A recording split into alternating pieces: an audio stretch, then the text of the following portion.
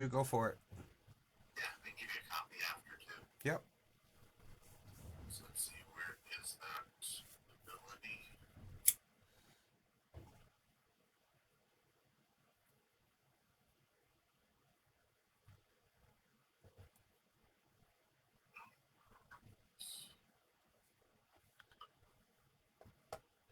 Okay, so I am looking for my little sheet of. I had set up a sheet of questions, general questions, but is it mostly off the cuff? Um, Well, I have not done many interviews online, just with like closer friends, not yeah, with yeah. random people. I haven't spoke with Robert in a couple years, and some reason I was going. This kind of a strange story. I was going down the street in the car, and I looked to my left, and there's a couple cars, and I look to my right, and there's a truck that says Savant on the back, like Savante or something like that. And I was thinking, Uh, it's like, you know what? Maybe I should get a hold of to Robert Trevor and see what he's yeah, up to. And when I did, he told me that somebody was looking to speak with me, so that's why I'm here. nice. That's good timing. Yeah. So, just for notes purposes, I'm here with Anthony English. He runs the YouTube channel Journal of a Jedi. He's a was a student of Trevor Seven, I believe, and I'm doing a paper on Trevor Seven's website for the American Academy of Religion, looking into the whole learning process of telekinesis. And I appreciate the fact that you're giving me the time to go over that, go over your journey. Well, there's a Start reason. with There's a reason we all, there's a reason I even started a journey in the first place is because I wanted to share it eventually with people who wanted to, go down the path exactly what you just said. You know. yeah, yeah. Well, let's talk about that because I don't know. Um, I mean, I've been looking at your website, but I'd like to hear more about your journey in the sense of did you first start doing telekinesis because you met Robert and went through his website, or is this something you were doing on your own and then you just hooked up with him? How did that all work out for you? I'm 40 years old. I was born in July, 1984, and I grew up kind of different. My mom, she bounced around the United States a lot and tugged me this way and tugged me that way, and back in the 80s, it was kind of hard. So when I was growing up, I actually stumbled into energy, but I didn't understand it. I had no idea. Um, there were times when I was upset or frustrated or antsy or had a lot of anxiety, and things were just seemed like the lights would flicker, or I'd be walking outside and thinking to myself, and a big gust of wind would come in out of nowhere. Things were just kind of like they were not clear to me. As I got older into my 20s, a couple things happened. I went through foster care, and I had a lot of emotional tension. I've been through 9 schools in my whole life, eight grammar schools and one high school. So I had a lot of suffering, but I've always kept pretty happy, pretty humble. I always believed I was meant to be put through a lot of disturbance in life, but I was gonna have a purpose. So, and I felt that as a young kid, I felt kind of that way. But as I got older, there was an instance where I went into a store with a girl, and I had hitchhiked like 20 miles to meet this girl, and I was like 21, 22 years old, and I just wanted to hang out. I was looking for a friend. So when I met up with her, she didn't get her way. What she, of course, girls want things. But I was like, no, that's not why I came here, and it kind of upset me, man. And I went into a store with this girl, and as we were walking around, she made up an excuse to go use the bathroom. And later, I'm like, this is how I stumbled into all telekinesis. Like, I walked to the bathroom with this girl, and she went in, and of course, I waited a couple minutes and I was like, I'll just pace around the store. She'll come find me. Well, I walked around for like 10 minutes and I went back and I checked around and I'm like, well, maybe she's looking for me. So I looked a little harder. And as I was walking through this store, I kept feeling like this sense that she's not in here. She's just not in the store. And finally, when I know I had walked around enough and I went up an aisle, there was some dishes, and there was a rack that you put dishes in. Once you clean them, you put them in to dry, the little plastic rack. Yeah. Well, the moment it clicked in my head, I was feeling really strange, like I just didn't want to be around. Like that was just the rudest thing anybody's ever done to me. So Yeah. I kind of felt this separation from reality, like it almost felt like a hallucination, like. And when I felt that way, one of those dish racks slid off the shelf and it flew onto the floor. Wow. And one of the ladies who worked there, she actually was standing there. I didn't notice, but I looked up and she's sitting there looking at me, and her mouth is like wide open, and she's like not saying a word. And I said, "You saw that?" And she shook her head, "Yeah." And I said, "I need to leave this store." And when I left the store, I noticed the girl, she was down the street talking to somebody else.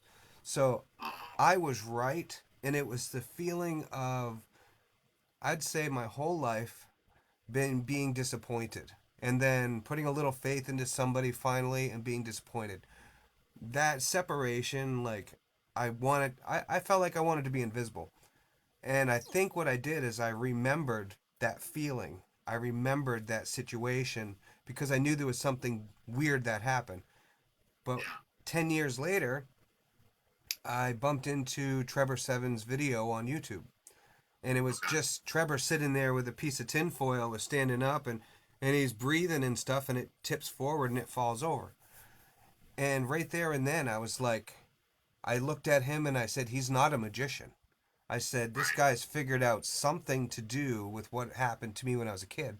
And I kind of want to investigate. So I dug a little deeper into my feelings and my thoughts. And I started watching his videos a little bit closer.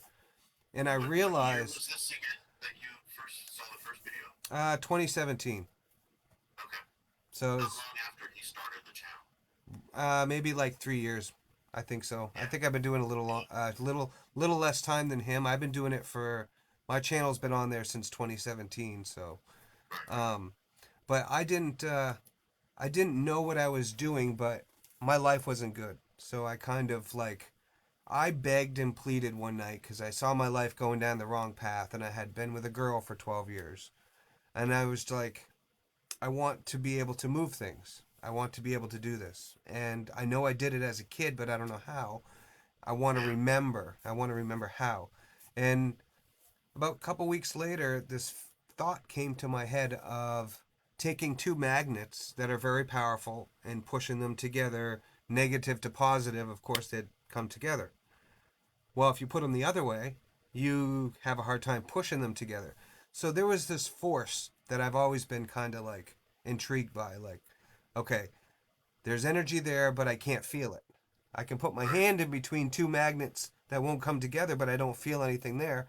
So just because there's force doesn't mean there has to be a physical object. It doesn't mean it has to be solid to actually create force. So I got thinking, maybe I'm thinking on the wrong terms. Maybe I need to start so basic and think I need to magnetize my body to something.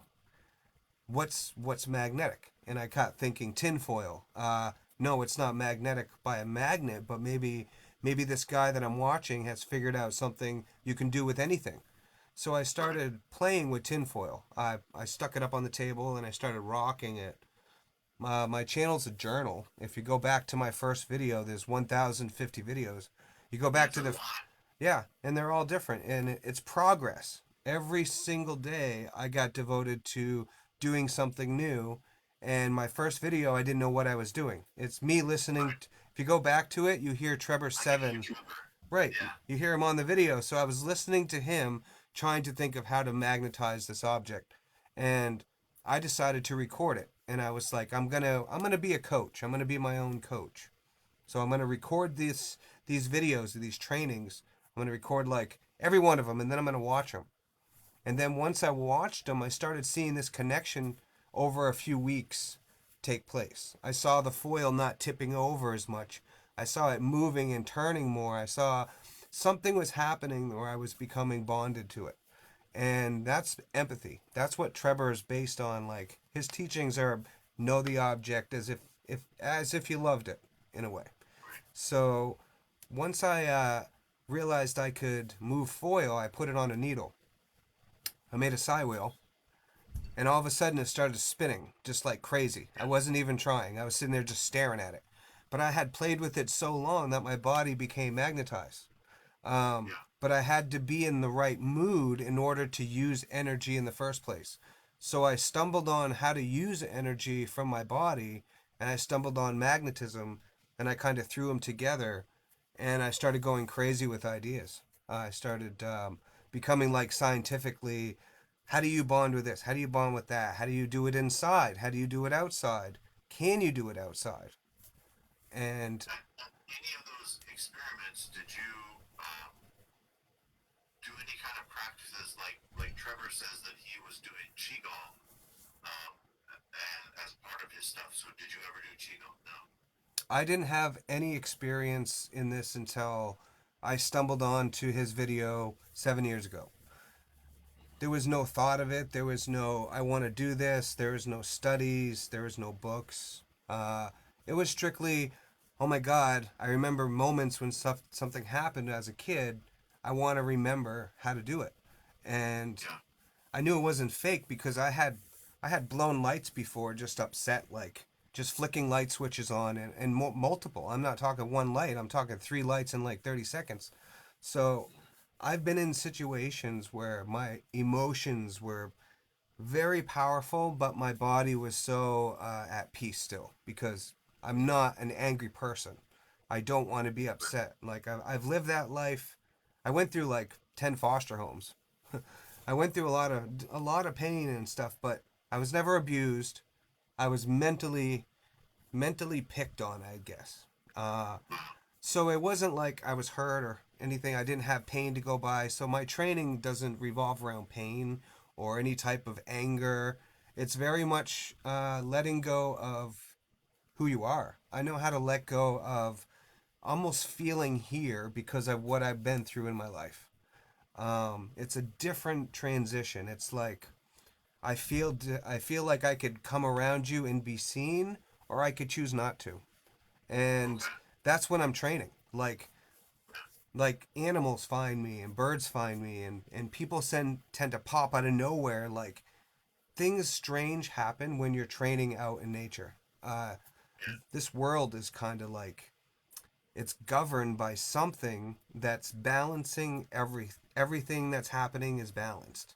So when you break that balance with energy and you start moving stuff outside, you're interacting with time itself and on a different level. You're like causing a ripple effect somewhere else.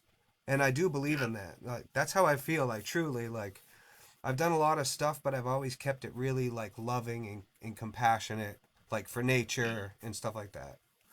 When you were doing your early experiments, I haven't gotten to this point yet on your channel. Did you try things like a tri-field meter or um, I don't know, some instrumentation.